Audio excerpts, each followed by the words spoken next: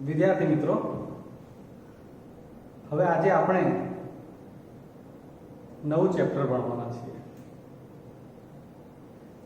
એની શરૂઆત કરીએ તો વ્યવહારમાં આપણે ઘણી વખતે કોઈ સાથે ચર્ચા કરતા હોઈએ, તમે વિદ્યાર્થી મિત્રો તરીકે ચર્ચા કરતા હો અને તમે અટપટા જેમ આપણે કોયડા ઉકેલતા હતા એ પ્રકારની વાત કરવી હોય તો તમે બીજા વિદ્યાર્થીને એવું પૂછો કે કોઈ સંખ્યામાં 7 ઉમેરતા 17 મળે. કોઈ સંખ્યામાં 7 ઉમેરતા 17 મળે તો એ સંખ્યા શોધો. તો એ જવાબ તો આપી શકશે કે 10 + 7 17. પણ તમે એમ કહેશો કે કોઈ સંખ્યામાંથી 1/3 બાદ કરતા 18 મળે તો કદાચ થોડો વિચાર કરશે. બરાબર છે. કોઈ સંખ્યાને 5 વડે ભાગી અને 1 ઉમેરતા 10 મળે તો આવા બધા જે પ્રશ્નો ઊભા થાય છે, આજે કોઈ સંખ્યા કરીને વાત કરી ત્યાં આપણે x કે y કે z એવા અજ્ઞાત આ જે અજ્ઞાત છે ને સંજ્ઞા, એને ચલ કહેવાય, જે કોઈ પણ કિંમત ધારણ કરી શકતી હોય. એટલે 10 હોય તો તમે 10 માં કોઈ ફેરફાર ના કરી શકો, 10 ને 10 જ કહેવા પડે. એટલે એમાં કોઈ ફેરફાર ના થાય. અહીંયા જવાબો જે તે રકમ પ્રમાણે અલગ અલગ હોઈ શકે. એટલે આપણે એને ચલ કહીએ છીએ, સંખ્યાઓને અચલ કહીએ છીએ. આ તમારા ધ્યાનમાં હોવું જોઈએ.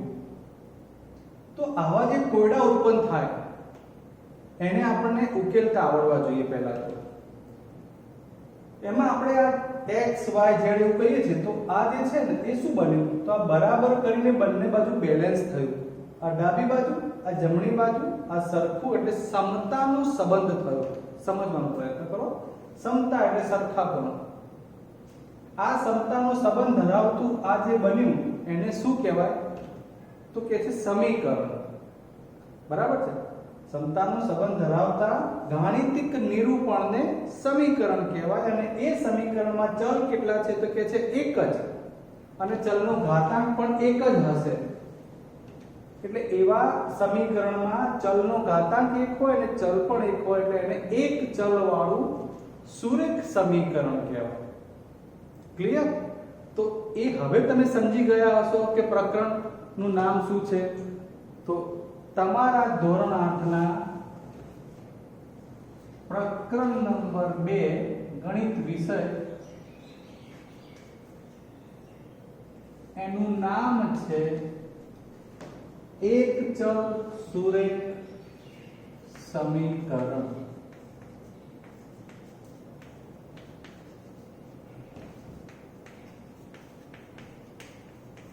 એના આપણે પહેલા લેક્ચરમાં આજે અભ્યાસ કરવાનો છે. ખ્યાલ આવી ગયો મિત્રો? એક ચલ સુરેખ સમીકરણ.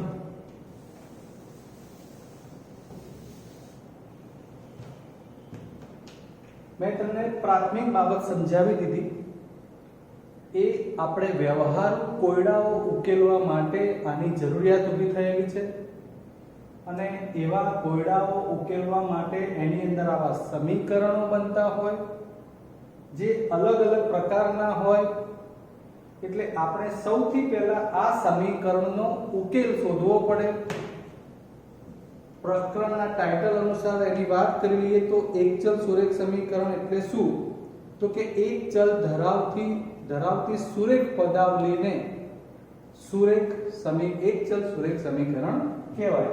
એક ચલ ધરાવતી સુરેખ એટલે ચલનો ઘાતાંક એક જ હોય એવી આ પદાવલીને એક ચલ સુરેખ સમીકરણ કહેવાય. આપણે સીધું જ એમાં ઉકેલ મેળવો ના દાખલાથી શરૂઆત કરીએ. તો આપણો આજનો ટોપિક છે ઉકેલ શોધો અથવા બીજ શોધો એવું પણ કહેવાય. મોટા ધોરણમાં એવો શબ્દ આવે છે. બહુ જ ડિટેલમાં આપણે આજે એની ચર્ચા કરીશું કે ઉકેલ શોધવા માટે આપણે સ્ટેપ ટૂંકું કરવાની વાત કરીએ ને પહેલા આપણે એનું ગાણિતિક બાબતે કેવી રીતે સોલ્યુશન આવે છે એ સમજવું પડે. દાખલા તરીકે x + 7 = 15. એનો મતલબ હવે હું તમને બહુ વ્યવહારુ પૂછું કે કોઈ એક સંખ્યામાં 7 ઉમેરવાથી 15 થાય એટલે બરાબર નિશાન મતલબ થાય તો એ સંખ્યા કઈ તો 8 + 7 15 થાય છે એટલે 8 આવે એવું આપણે કહી શકીએ.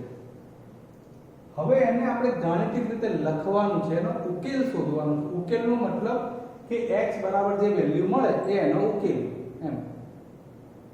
તો x ની વેલ્યુ શોધવા માટે આપણે ગણિતની દ્રષ્ટિએ પહેલા એનું વિભાજન ઉકેલ શોધીએ તો શું કરવું જોઈએ? તો x ને આપણે અહીંયા જીવતો રાખવાનો છે, મતલબ x જોઈએ છે. આ +7 છે એમાં એનો વિરોધી ઉમેરી દો. પ્રશ્ન થવો જોઈએ તમને કેમ ઉમેરે? આ બીજી છે, આ સમજી લેજો પાક્કું. તો +7 અને -7 ઉડી જાય. પહેલી વાત 7 દૂર કરવા માટે -7 એનો વિરોધી ઉમેર્યો એટલે પ્લસ માઈનસ ઉડી જશે, 0 થઈ જશે. બીજું કે -7 મેં આ બાજુ લખ્યું, બરાબરની ડાબી બાજુ લખ્યું, તો જમણી બાજુ પણ લખ્યું છે. કેમ? તો સમતા એટલે બરાબરનું નિશાન જે છે સરખા પણ બતાવે છે, બેલેન્સ રાખવું પડે. એટલે જે ક્રિયા આ બાજુ કરો એ પણ આ બાજુ થવી જોઈએ, એ ભૂલી જાવ તો ચાલે નહીં. આમ તમારે જોઈતો તો x 7 + 7 - 7 ગયા, 15 માંથી 7 જાય તો 8. આપણે જાણીએ છીએ કે x બરાબર 8 એ આપણો જવાબ છે. સમજ્યા વાતને? હવે આ જ દાખલો જે છે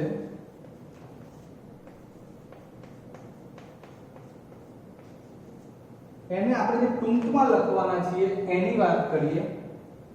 શું કરવું? તો કે અહીંયા એનો વિરોધી ઉમેરીને આ પ્રોસેસ કરી હતી. તો આડકતરી રીતે શું બને? આ +7 છે ને એ સામે લઈ જઈએ છે એવું વિચારીએ તો એ પ્લસ હોય તો શું થઈ જાય છે? માઈનસ. એટલે આપણે એ કામ અહીં સીધું કરીએ છીએ. આ મેં તમને વ્યવહારુ જે ગણિતની દ્રષ્ટિએ એનો ઉકેલ આવવો જોઈએ એ પ્રમાણે લખી બતાવ્યું છે. તમારે ડાયરેક્ટ લખવું હોય તો હવે આપણે આમાંથી સમજી જઈએ કે માટે લખવું જરૂરી. x બરાબર 15 + 7 ને સામે લખીએ એટલે -7 આવે. આના ઉપરથી આપણે કહી શકીએ છીએ. આપણે તો વ્યવહારમાં લખતી વખતે આનો જ ઉપયોગ કરવાના છીએ. આ તમારી માટે સમજણ હતી. તો 15 - 7 એટલે માટે x બરાબર જવાબ આવી જાય 8. બંનેમાં જવાબ સરખો જ આવશે. બીજો દાખલો જોઈએ.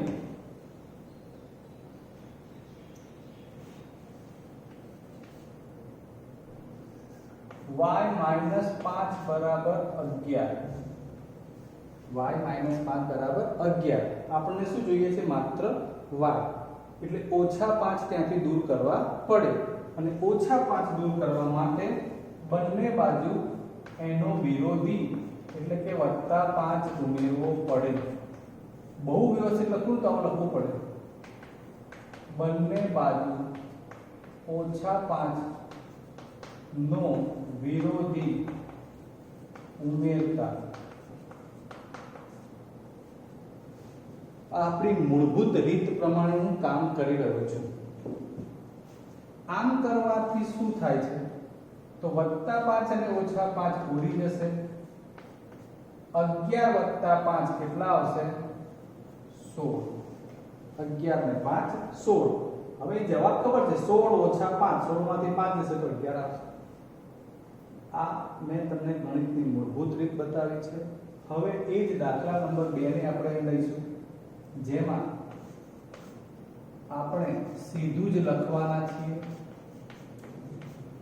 બરોબર સમજી લો. થાય છે શું છેવટે? તો -5 જે છે એ અહીંયા વત્તા થાય છે.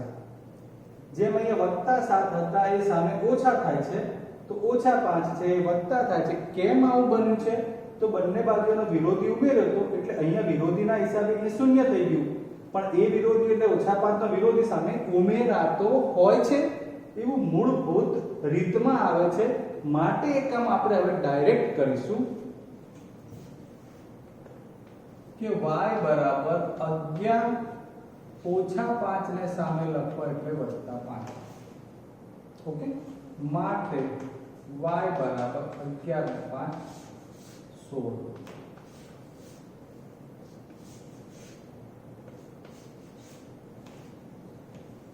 હવે બીજી બાબત,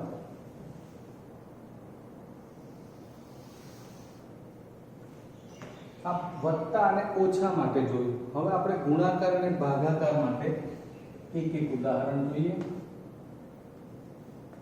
3x બરાબર 12 બરોબર સમજવાનો પ્રયત્ન કરો. અહીં x જોડે 3 કયા સંબંધમાં છે તો કે છે ગુણાકારમાં. એટલે 3 ગુણ્યા x એ 12 થતા હોય તો x કેટલા મોઢે તો ખબર પડી જાય, 3 ચોક 12. બટ લખવાનું હાઉ ટુ રાઈટ, પહેલા આપણે આને મૂળભૂત નિયમ પ્રમાણે જોઈએ. તો સૌથી પહેલા આ ગુણાકારના 3 દૂર કરવા માટે એના વ્યસ્ત વડે ગુણવું પડે. બહુ અગત્યની વાત કરી રહ્યો છું મિત્રો.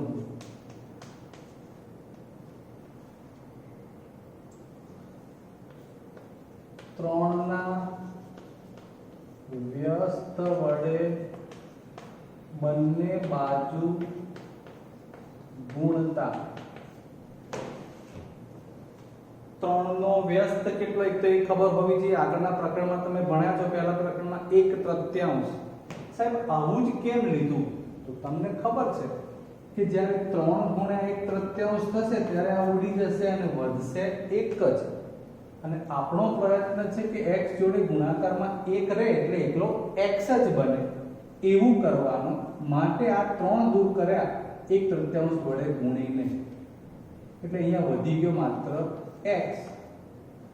સામે અહીંયા શું બને છે? 3 ચોક 12. આ આપણો જવાબ જે તમે જાણતા હતા. ખબર તો છે જ આપણને કે 4 તરી 12 થાય છે, એટલે એ પ્રમાણે અહીંયા 4 આવે છે. આ ગણિતની મૂળભૂત રીત છે, પણ આપણે એને આ જ દાખલા નંબર 3 ને હવે ડાયરેક્ટ કેવી રીતે લખીશું એ જ વાત કરવી છે. માટે શું બનશે મિત્રો? તો છેવટે થાય છે શું તો કે ગુણાકારમાં જે સંખ્યા છે એ સામે છેદમાં જાય છે. મતલબ કે અંશમાં છે તો છેદમાં જાય છે. એટલે અંશના 3 જે છે એને આપણે છેદમાં લખી શકીએ. જો આ ડાયરેક્ટ આપણે લખીએ છીએ એ આવ્યું કેવી રીતે એ મેં તમને સમજાવ્યું છે કે હકીકતની મૂળભૂત બાબત આ છે. આ ના હિસાબે આ જવાબ આવે છે એટલે આપણે સ્વીકારી લીધું, કારણ કે આ બધું લાંબુ લખાણ ના થાય આગળ જતા. એટલે ગુણાકારના 3 છેદમાં આવી ગયા અને માટે આ થઈ જાય 3 ચોક 12. આડકતરી રીતે આપણો આ જવાબ થઈ ગયો. 3 ગુણ્યા 4 પ્રમાણે 12 આપણને 4 જ જોઈતા હતા. ક્લિયર? હવે એથી આગળ વધીએ. આગળ તો ચોથું ઉદાહરણ લઈએ છીએ x ભાગ્યા 5 પ્રમાણેનું, એટલે કે કોઈ ભાગાકારના નિયમ આધારિત આપણે દાખલો જોઈએ કે x ભાગ્યા 5 બરાબર -2. ચલો મારે હવે આમાં આગળ વધવું છે, તો શું કરીશું? એ પ્રશ્ન તો એના જ છે.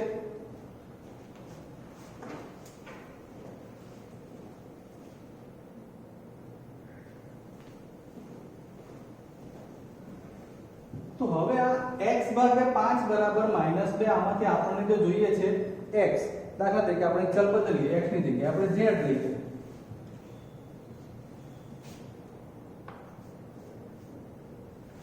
શું કરશું? તમને તો કદાચ આવડી જશે. તમે જો કદાચ આગલા ધોરણમાં આવ્યો છે તો કહેવાના સાહેબ 5 દુ 10 -10 આવશે. પણ આપણે મૂળભૂત મેથડ પર વાત કરવી છે.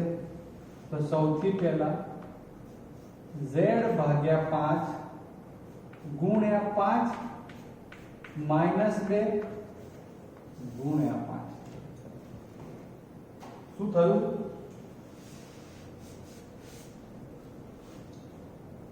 બંને બાજુ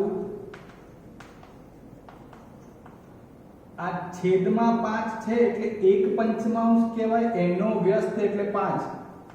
1/5 ના વ્યસ્ત વડે ગુણતા બંને બાજુ એક પંચમાંશના વ્યસ્ત વડે ગુણ્યું એટલે આ 5 5 ઉડી ગયા અને માટે આ બાજુ વધ્યા ખાલી z 5 દુ 10 અને એ પણ માઈનસ. વાત સમજ્યા હશો મિત્રો. હવે તમે શું થઈ રહ્યું છે, આપણે જે શોર્ટ મેથડ વાપરીએ છીએ એ કેમ આવે છે એની જ અત્યારે ચર્ચા ચાલે છે.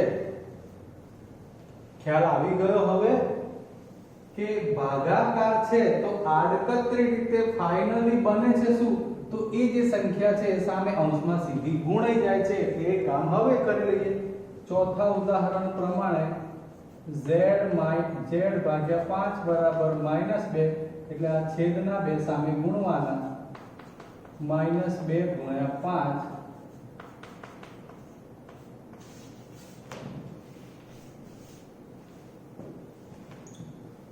બોલો હવે શું સમજ્યા કહો. પ્લસ વાળું પદ સીધું માઈનસ કરીને લખીએ છીએ. માઈનસ વાળું પદ સામે લઈ જાઓ, ડાબામાંથી જબામાં લઈ જાઓ કે જબામાંથી ડાબામાં. એવું નહીં કે આ બાજુથી પદ આ બાજુ જાય, અહીંથી આ બાજુ પણ જાય. ડાબા જબા સાઈડ ફરે એટલે નિશાની પ્લસ માઈનસ હોય તો વિરોધી થાય અને ગુણાકાર ભાગાકાર હોય તો વ્યસ્ત થાય. વ્યસ્ત કરીને સામે ગુણાય, વિરોધી કરીને સામે ઉમેરાય. આ બે શબ્દો આધારિત આ બાબત છે. ક્લિયર? તમારે જે સ્વાધ્યાય 2.1 ભણવાનું છે, હવે જોડે જોડે એના દાખલાની ચર્ચા કરતા જઈએ. આના ટોપિક આધારિત જ, જેમાંથી 2-4 દાખલા આપણે સ્વાધ્યાયના ગણીશું. સ્વાધ્યાય 2.1 જે સરળ દાખલા હશે એના જેવા દાખલા બીજા આપણે લઈએ છીએ. પ્રશ્ન 1 નીચેના સમીકરણ ઉકેલો એવું આપ્યું છે. એમાં ત્રીજો પ્રશ્ન. સારું ચાલો બધા લઈએ. ચાલો x - 2 બરાબર 7, y + 3 બરાબર 10, 6 બરાબર z + 2, 3/7 x બરાબર 17/7. ચલો હવે આના જવાબો આપણે જાણીએ છીએ એ પ્રમાણે સીધું જ કામ કરવાનું છે. માટે x બરાબર 7 ઓછા 2 સામે જશે, શું થઈ જશે? વત્તા 2, 7 ને 2 9. y + 3 બરાબર 10 માટે y બરાબર 10, 3 સામે એટલે -3, 10 માંથી 3 જાય તો 7. હવે અહીંયા આપણે જે શોધવાનું છે z કે અહીંયા આપ્યું છે, તો કઈ નહીં, આ બગડો આ બાજુ લાવી શકાય. તો 6 2 આ બાજુ લાવો તો -2 થાય, પ્લસ નું માઈનસ બરાબર z. 6 માંથી 2 જાય તો 4 બરાબર z. હવે ફેરવી નાખવાનું માટે z બરાબર 4. આ જવાબ. ચલો હવે અહીંયા અપૂર્ણાંક છે, ટેન્શન નહીં લેવાનું. આપણને x જોઈએ માટે લખતા રહેવાનું છે. x બરાબર 17/7, 3 સપ્તમાંશ સામે જાય પ્લસ છે, શું થશે? માઈનસ 3/7. બરાબર છે. હવે છેદ સરખા, 17 ઓછા 3, 17 માંથી 3 જાય તો 14 અને માટે છેદ ઉડશે 7 દુ 14. સમજ્યા? ચલો બીજા દાખલા લઈએ હવે.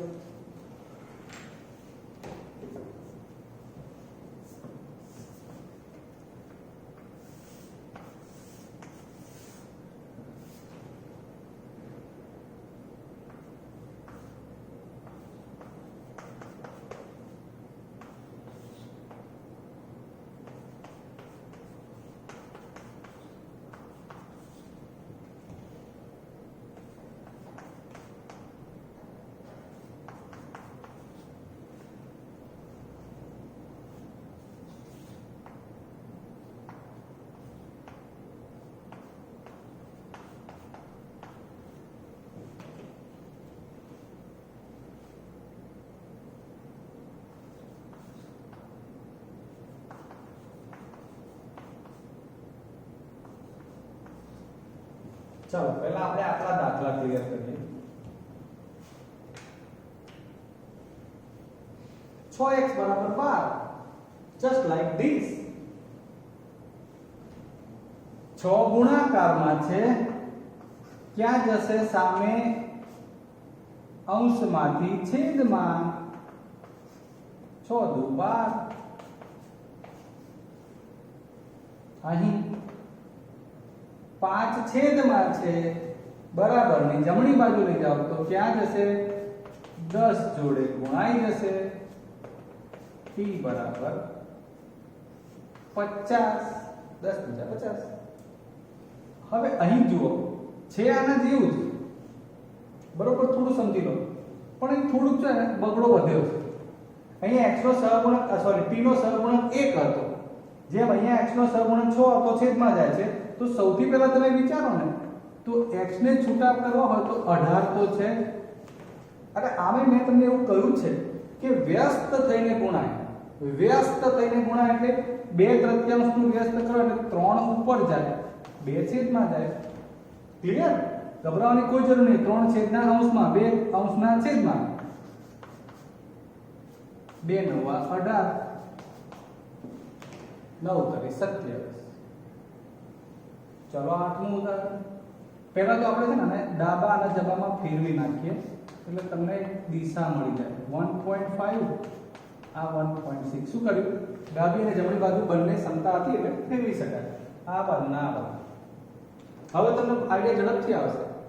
કોનો કોનો ગુણાકાર થઈ જવાનો છે જુઓ. આ 1.5 કોની જોડે ગુણાશે? 1.6 જોડે. y બરાબર જુઓ 16 ગુણ્યા 10, 15 ભાગ્યા 10 16 ગુણ્યા 15 કરવા છે. એટલે 15 વખત એટલે 15 ગુણ્યા 15 225 અને એકબીજા એટલે 240 ગુણ્યા આવું. 15 ગુણ્યા 16 શું કર્યું? 240 બરાબર. 10 ગુણ્યા 10 એટલે આ બિંદુને 24 ભાગ્યા 10 એટલે કેટલા વધશે? 2.4 એટલે કે 2.40. આ બધા કરતા હવે થોડું ત્યાં ભિન્ન આવવા લાગ્યું.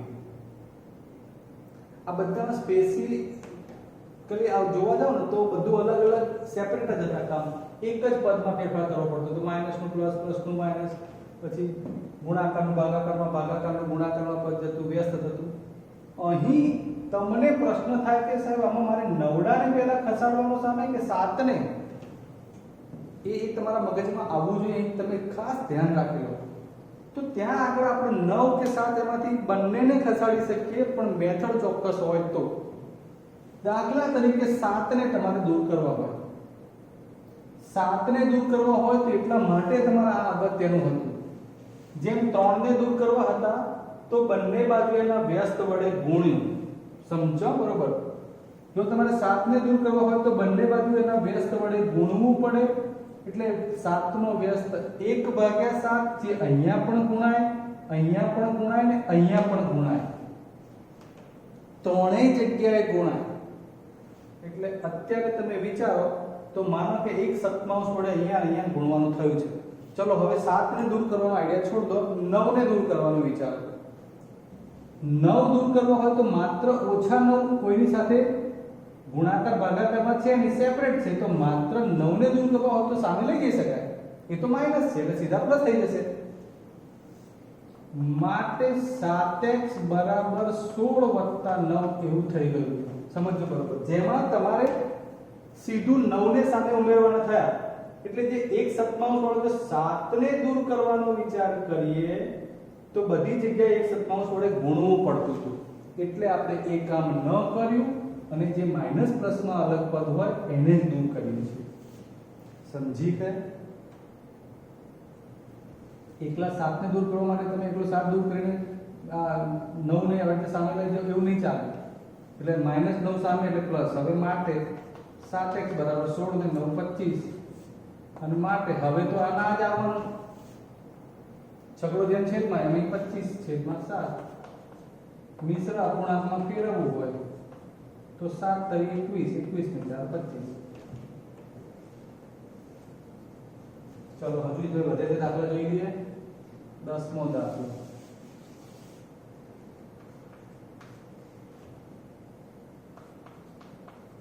-14y - 8 બરાબર 13. 11મો દાખલો. 17 + 6p = 9.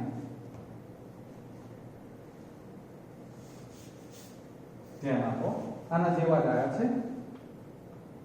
આગળ મેં ચર્ચા કરી દીધી છે. y ને સેપરેટ રાખીએ અત્યારે તો 13 - 8 સામે જાય એટલે વધતા.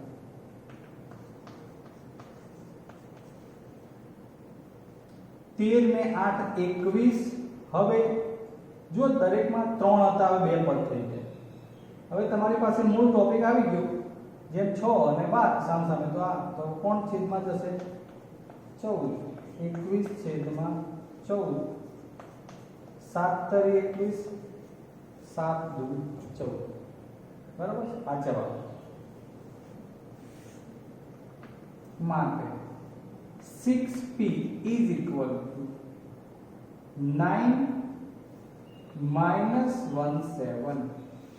પરિવાર એકને એક બાબતની ચર્ચા કરી લઈએ. અહીંયા સહગુણકમાં x જોડે બીજી સંખ્યા હોય તો માઈનસ પ્લસ વાળું જ પદ પહેલા દૂર કરવાનું છે, એટલે આપણે 17 ને સામે લઈ જઈએ છીએ.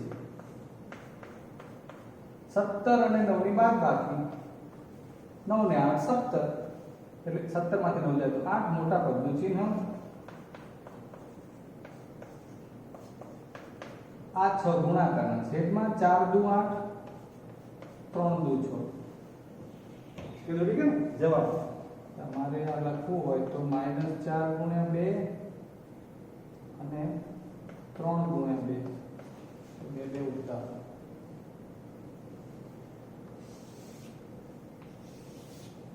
છેલ્લો દાખલો 12મો. x/3 + 1 7/15. સરસ દાખલો છે.